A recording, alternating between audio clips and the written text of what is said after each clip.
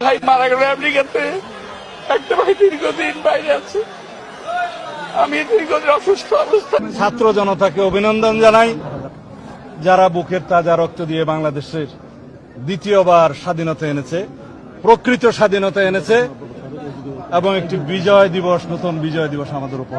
School কলেজের মাসুম বাচ্চারা নিজেদের জীবন দিয়ে রক্ত ঝরিয়ে আমাদের কাছকে মুক্ত করেছে, গোটা জাতিকে মুক্ত করেছে, যাদের শহীদী আত্মত্যাগের মধ্যে দিয়ে আজকে গোটা জাতি মুক্তি লাভ করেছে এক ভয়ঙ্কর ফ্যাসিবাদ থেকে। নতুন নতুন আইন হচ্ছে, এই আইনে এখন কথাও বলা যাবে না।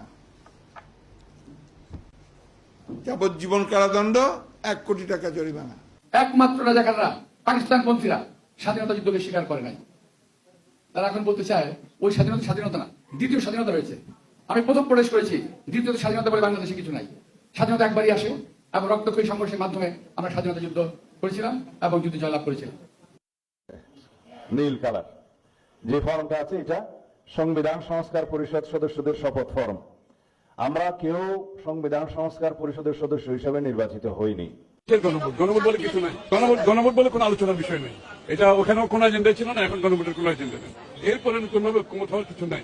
যেটা ঐক্যমত হওয়ার অতটুকু হয়েছে, চ্যাপ্টার ওখানে ক্লোজ হয়েছে।